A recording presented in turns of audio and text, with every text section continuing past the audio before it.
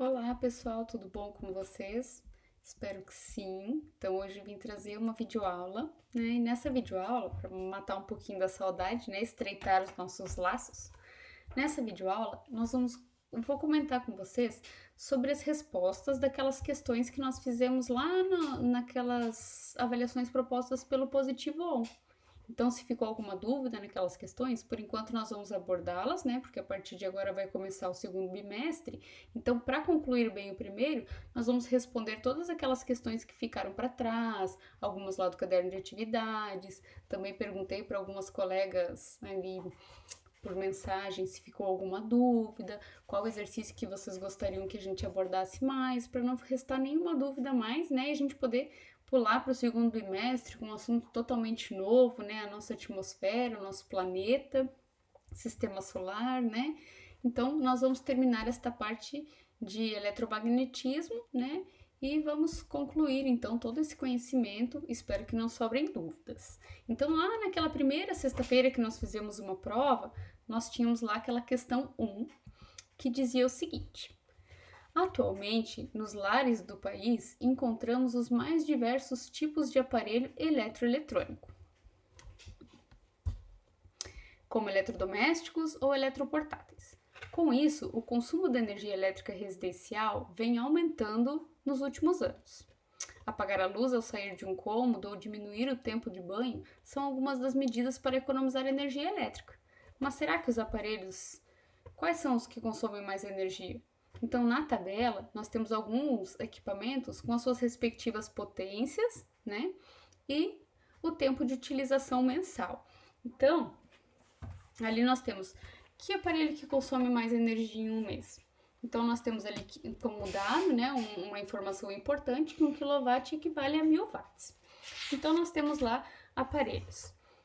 Até coloquei ele numa folhinha ao lado, né, que eu estou aqui, que eu fiz essa folhinha, né, para os cálculos aí, para acompanhar com vocês. Então, não sei se ficou muito fácil de dar uma olhada ali, mas qualquer coisa vão fazendo também no papel. Então, para nós calcularmos o gasto energético, nós precisávamos chegar a uma fórmula, né, utilizar uma fórmula que estava lá na página 42, que nos mostrava que energia era igual a potência vezes o tempo. Né? Então, a gente tem que pegar a potência desse equipamento e fazer vezes o tempo que ele ficou ligado. Então, nós temos ali ó, que a geladeira tem uma potência de 500 watts e que ela fica ligada mensalmente 720 horas.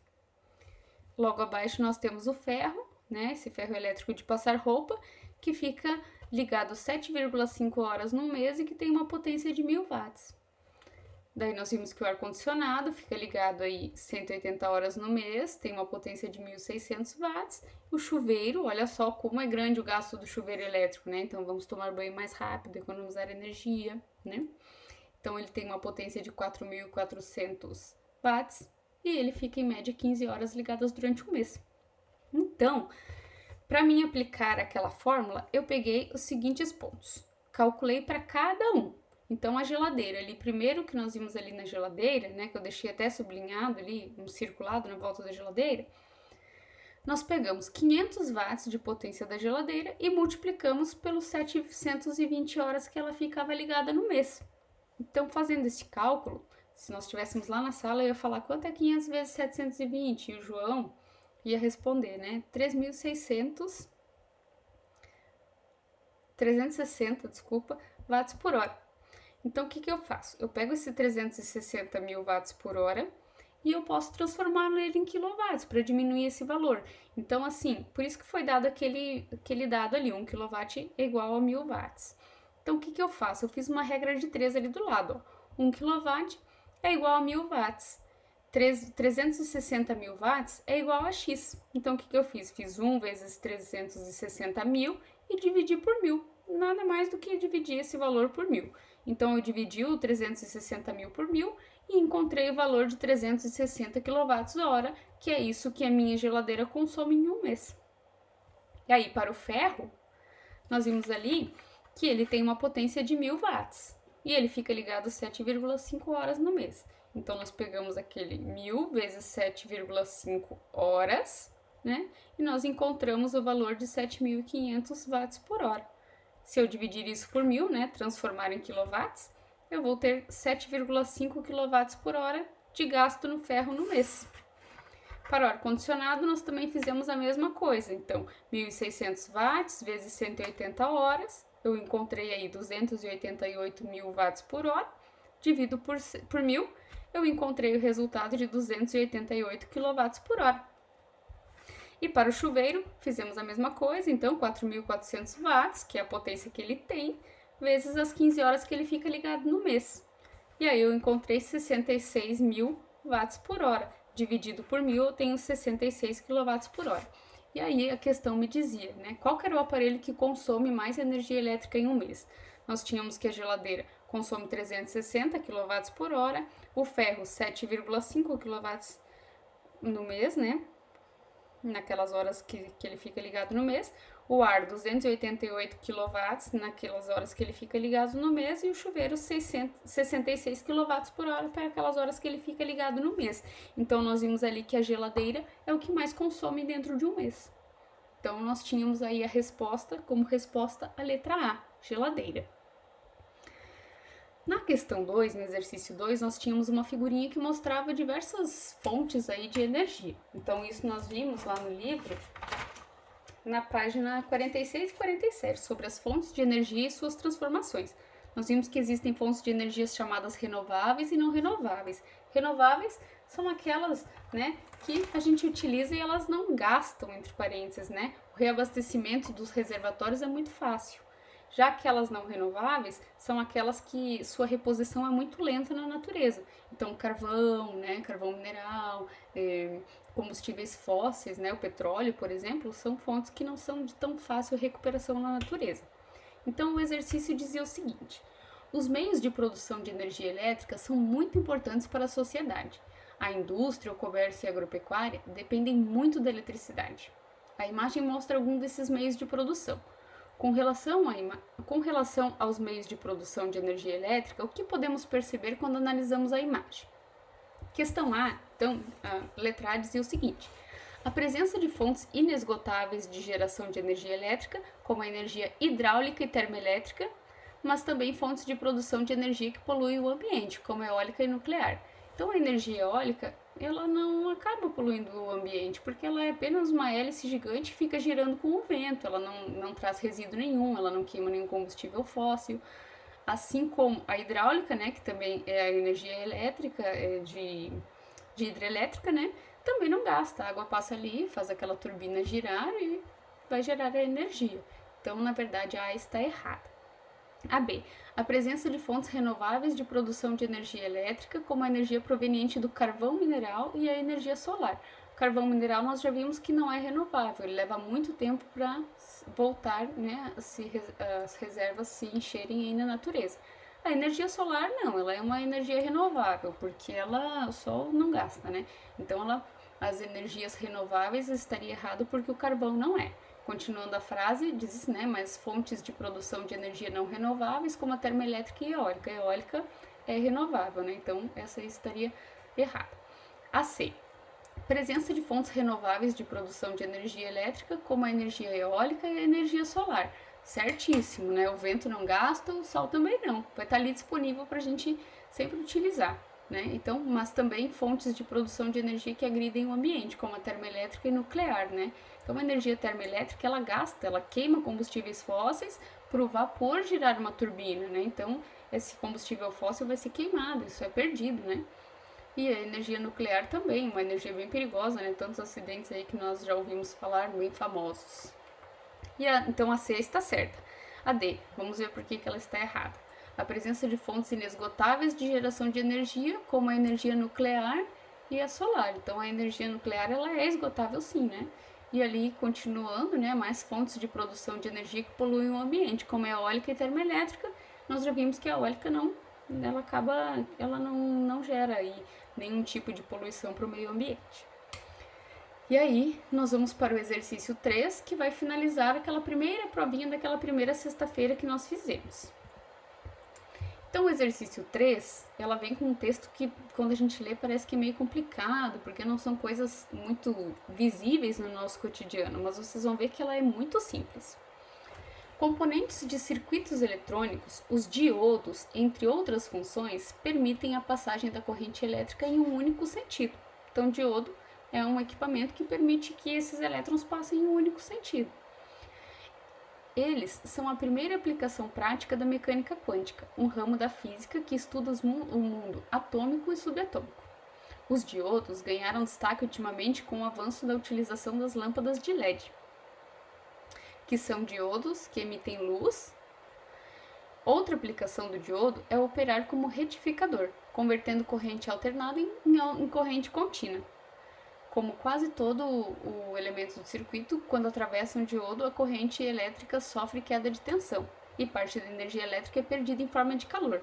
Então, o que o exercício nos pede? Então, na verdade, aí ele vem trazendo um texto que explica o que é esse diodo. Mas o que ele pede mesmo no exercício vai vir agora, só um parágrafo bem pequenininho ali embaixo, dizendo o seguinte: considerando-se que um diodo sofra queda de tensão de 0,8 volts, nós sabemos que tensão é igual à letra U, né? Quando percorrido por uma corrente elétrica de 1,5 amperes. Então, nós sabemos que essa é a intensidade da corrente. Qual que é a potência perdida nesse diodo? Então, a gente consegue ver lá na página... Lá naquelas páginas que mostravam o cálculo de energia, na página 42, que tinha a fórmula aqui em cima, ó. Potência é igual a tensão vezes a intensidade. Então, se eu quero saber a potência, tenho a tensão e a intensidade, é só eu pegar a tensão, que era o 0,8, vezes a intensidade, que era 1,5. Fazendo esses valores, eu tenho que a resposta é 1,2 watts. E aí, nós temos então que a letra correta é a letra C, 1,2. Facílimo. E aí nós terminamos aquela primeira prova. E aí nessa sexta-feira que passou, nós tivemos uma outra prova com 4 exercícios, que nós vamos ver agora. Então o exercício 1 da prova, esse era presente, né? Facílimo. Nós já tínhamos comentado tanto ainda quando nós estávamos na sala de aula, né? Então esse é um assunto bem velho e conhecido nosso. E aí dizia o seguinte: em uma aula de ciências, após explicar o que são condutores e isolantes elétricos, o professor pediu aos alunos exemplos cotidianos de materiais considerados bons condutores elétricos. Então isso estava lá na página 24 e 25. Então lá na página 24 e 25 dizia o seguinte, ó: metais, né? Nos metais os elétrons livres colaboram para a redução da resistência elétrica. Então o que é resistir na eletricidade? É não passar muito bem. E aí, na verdade, os metais, eles reduzem isso, fazendo com que o elétron passe mais fácil. Já para os isolantes, plásticos, borrachas e madeiras, isso é o inverso, são materiais que dificultam a passagem do elétron. Então, dos exemplos apresentados ali embaixo, né, quais são bons condutores de energia elétrica? Nós vimos que os metais são bons, plástico, borracha, né, madeira são ruins. Então, nós vimos aqui, ó, que uma régua de plástico. Então, uma régua de plástico nós já vimos que não é bom, né? Então, vidro, papel também não. Então, está errado. Colher de metal, moeda e cordão de ouro. Então, nós temos aí uma resposta totalmente composta por metais. Nós vimos que metais são bons, então, né, a letra B está correta. A C. Régua comum de plástico, fio de cobre e latinha de alumínio. Então, fio de cobre e latinha de alumínio até seriam, mas a régua de plástico, ela acaba trazendo ali, né, uma questão equivocada. Então, a C está errada. A D, vidro, papel e panela de aço também, né? Vidro e papel nós já vimos que não são bons condutores. Então, a resposta correta dessa questão seria a letra B. Então, essa era de presente, né? Exercício 2, um cálculo, vamos ver. Então, há alguns anos, o mercado brasileiro disponibiliza várias opções de smartphone. Com tantos modelos, fica difícil para o consumidor na hora da compra escolher que celular ele vai levar para casa. Um modo que facilita a escolha é analisar os dados técnicos fornecidos pelo fabricante e compará-los com a sua necessidade. Um desses dados é a carga elétrica com que a bateria trabalha. Quanto maior for o valor desta carga elétrica da bateria do smartphone, mais longo será o período que ele poderá ficar desconectado da tomada. Então, para que uma pessoa utilize o celular 18 horas por dia, qual que deve ser a carga elétrica da bateria, levando-se em conta que ele trabalha com uma corrente elétrica de intensidade de 150 mA. Então, nós vimos que amperes, né, embora ali tenha um Mzinho na ponta, que é só porque ele ficou com um valor um pouquinho menor, então tem aquele miliamperes, mas isso já me diz que é a intensidade. Então, lá na página 21, nós estudamos isso também faz um tempão, nós vimos que a intensidade da corrente é igual à quantidade de carga dividido pelo tempo. Só que aqui, nesse caso, eu tenho a intensidade e também tenho o tempo. Eu quero descobrir a quantidade de carga. E aí lembra lá na prova que nós fizemos aquele joguinho de fórmulas que eu coloquei lá no quadro, que quando eu não tenho que estava multiplicando, eu passo dividindo e assim por diante? Então, nesse joguinho, a nossa fórmula ficou igualzinho, tá ali naquele quadro de texto que eu coloquei, ó. Então, a fórmula original era que intensidade é igual a quantidade de carga dividido pelo tempo. Só que como eu quero saber a quantidade de carga, eu mudei ela e coloquei ela ali na linha abaixo, ó. Quantidade de carga é igual a intensidade vezes o tempo. Então, eu tenho que a intensidade é 150 miliamperes e tenho que o tempo é 18 horas.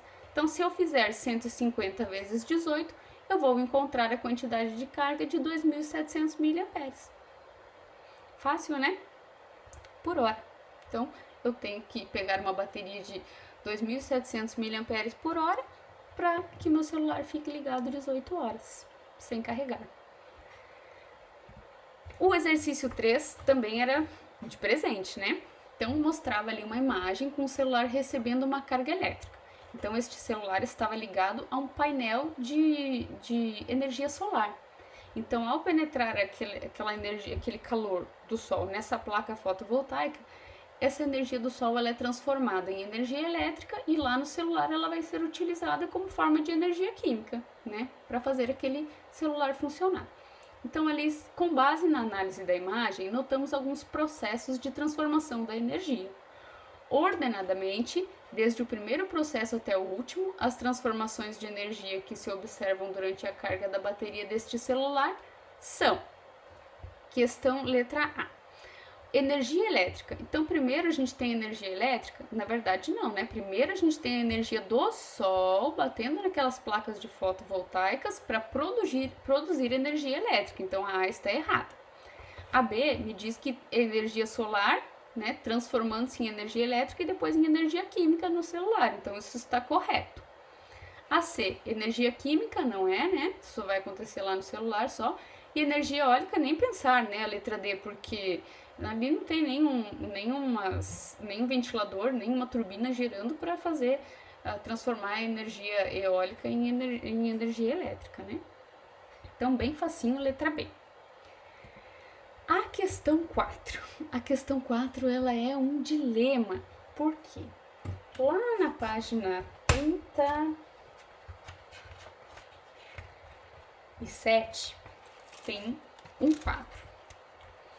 Esse quadro escrito Saiba Mais, tem um QR Code aqui, ó. Se você olhar esse QR Code, tem um videozinho que explica muitas coisas. E eu também coloquei numa foto posterior ali, um link para o YouTube, para um videozinho que também é muito explicativo. Então, fala o seguinte: por muito tempo, utilizamos a bússola como forma de localização, principalmente durante as grandes navegações, e até hoje é considerada uma das maiores invenções da humanidade. O funcionamento de uma bússola é devido à sua propriedade de se alinhar às linhas do campo magnético terrestre. Analisando a figura, onde estão representadas essas linhas, temos que a maioria colocou a A, e vamos entender por que não é a A e sim a letra D. Então, eu coloquei uma figurinha, né, aqui no próximo slide, que mostra exatamente isso. Então, lá na página 37, o terceiro parágrafo, o texto fala mais ou menos isso, ó. Então, no primeiro parágrafo, fala que a Terra é um gigantesco ímã. Então, nós temos ali na figurinha, né, um símbolo de um ímã ali no meio da Terra, ó. É um gigantesco ímã. Olha só, o polo norte da Terra, lá em cima, é um polo sul do ímã. Então, a gente chama de polo norte da Terra aquele que é o sul magnético. E o polo sul da Terra, que é aquele para baixo, o ímã está lá apontando para o norte. Então, na verdade, quando a gente fala polo sul e polo norte, se nós imaginássemos que dentro da Terra tem um ímã, esse ímã está invertido. Para a bússola não está invertido. Então, para a bússola, o sul magnético da bússola é o sul da bússola. E para o norte magnético da bússola é o norte da bússola. Então, a bússola está bem certinha. A Terra é que tem em cima invertido. Então, olha só o que fala lá no terceiro parágrafo da página 37. Pela convenção adotada pelos polos magnéticos, o norte geográfico da Terra está próximo do polo sul magnético do planeta. Como polos diferentes se atraem, o polo norte magnético da bússola aponta para o polo sul magnético da Terra. Então, na verdade, a bússola está certinha. O sul da bússola é o sul do ímã, né? A bússola ela é um ímã e a Terra também. Então, assim, ó, o sul da bússola está apontando o sul magnético, certinho. O norte da bússola também está apontando certinho o norte. Quem está invertida é a Terra. Então, vamos ver lá naquela questão por que ficou certa a letra D. O polo sul do ponteiro da bússola. O polo sul do ponteiro da bússola está apontando para o sul magnético, né? Porque a bússola é um ímã que está bem certinho. Aponta para o sul geográfico. O sul geográfico está apontando o norte, né, magnético. Então, olha só, esses ímãs, eles têm aquela lei de atração e repulsão que nem nós estudávamos antes para a eletricidade. Os sinais iguais se repelem, sinais diferentes se atraem. Então, norte e sul se atraem, né, porque são sinais diferentes. Então, ali, ó, na D, diz que o polo sul do ponteiro da bússola está apontando para o sul geográfico do planeta, porque o norte geográfico corresponde ao sul magnético. Então, eu deixei até esse link no YouTube aqui, porque ele também está mostrando um vídeo bem explicadinho, um menino faz uns desenhos lá, que mostra bem certinho. Então, na verdade, nós temos que saber que a Terra é um ímã, que a bússola também é um ímã. Só que esse ímã da Terra, na verdade, está invertido, e o da bússola não. Então, por isso que o sul da bússola atrai o sul da Terra, porque eles são aí de polos magnéticos diferentes. Então, espero que vocês tenham entendido. Sei que isso é bem complicado, até pra minha cabeça, né? A gente fica quebrando a cabeça. Eu e a Prof. Cintia tava conversando sobre essa questão, meu Deus, chegou a dar um nó na cabeça, né? Porque é uma questão bem complicada da gente entender. Mas se a gente observar bem e ler ela com cuidado, dá para entender bem direitinho. Então a gente só tem que lembrar que o ímã que está dentro da Terra está invertido e o da bússola não. Então espero que tenham entendido. Para as próximas semanas nós vamos começar a colocar várias videoaulas, complementando, aprofundando os conteúdos e também corrigindo algumas questões que ficaram para trás, né? Já conversei com pessoas que gostariam de ver a resolução de alguns cálculos de maneira diferente. Então nós vamos abordar todas essas questões. Estou com muita saudade de vocês, espero que logo em breve estejamos na sala de aula para voltar à nossa normalidade. Então fiquem bem e se cuidem.